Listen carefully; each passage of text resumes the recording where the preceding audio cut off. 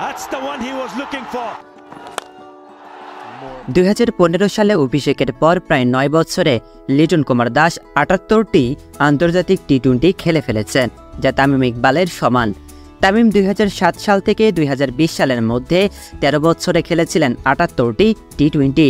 তামিম অবশ্য ভালো ফর্মে থাকলেও তার ব্যাটিং অ্যাপ্রোচ নিয়ে প্রশ্নের মুখে স্বেচ্ছায় অবসরে গিয়েছেন। অন্যদিকে লিটন এখনও খেলে চলেছেন, খেলবেন আগামী বিশ্বকাপেও। তবে সব ফরম্যাট মিলিয়ে লিটনের ভয়ানক অফ ফর্মের কারণেই কেউ কেউ তামিম ইকবালকে আবার নতুন করে জাতীয় দলে দেখতে চান, যদিও সেটি সম্ভব নয়। তারপরেও সমান 78 ম্যাচ শেষে আজ আমরা দেখব এই ফরম্যাটে ব্যাটসম্যান হিসেবে আসলে কে এগিয়ে আছেন। চলুন শুরু করি। এক ইনিংস কম ব্যাট করে লিটন তামিমের চেয়ে 2 রান বেশি করেছেন। লিটনের বর্তমান রান 1756। গড়ের দিক দিয়ে অবশ্য এগিয়ে তামিম। লিটনের 23.41 গড়ের বিপরীতে তামিমের গড় 24। দুজনেই 3টি করে ম্যাচ উইনিং নক খেলেছেন, তবে 50 ঊর্ধ্ব ইনিংস খেলার দিক দিয়ে এগিয়ে লিটন। তামিমের 8 বারের তুলনায় লিটন 50+ ইনিংস খেলেছেন 10টি। সবচেয়ে গুরুত্বপূর্ণ স্ট্রাইক রেটেও এগিয়ে লিটন। এই ডানহাতির 129.79 স্ট্রাইক রেটের বিপরীতে তামিমের স্ট্রাইক রেট মাত্র 117। লিটনের বাউন্ডারির সংখ্যা 233টি, যা তামিমের চেয়ে 1টি কম।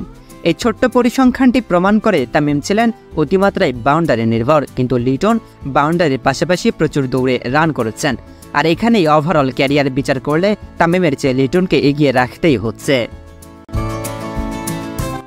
সামনে যেহেতু টি-20 বিশ্বকাপ, তাই বিশ্বকাপে দুজনের পারফরম্যান্স কেমন ছিল সেদিকে একটু চোখ বুলিয়ে নেওয়া যাক।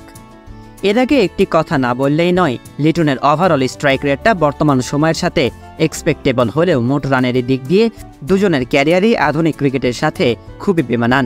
সেই বেমানান ক্যারিয়ারের মধ্যে লিটন আবার বিশ্বকাপে যাচ্ছে, তাই পারফরম্যান্স করেছেন। বাইলেটারাল সিরিজের তুলনায় বিশ্বকাপে লিটনের গড় খুবই নাজুক। অন্যদিকে তামিম বাইলেটারাল সিরিজের তুলনায় বিশ্বকাপে বেশি গড়ে রান করেছেন।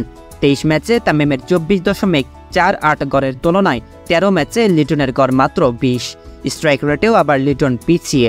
তামিমের 113.47 স্ট্রাইক রেটের বিপরীতে লিটনের স্ট্রাইক রেট 113.04। বিশ্বকাপে একমাত্র বাংলাদেশি হিসেবে তামিম একটি সেঞ্চুরি এবং একটি অপরাজিত 83 রানের ইনিংস খেললেও লিটন শুধু একটি 50 করতে পেরেছেন।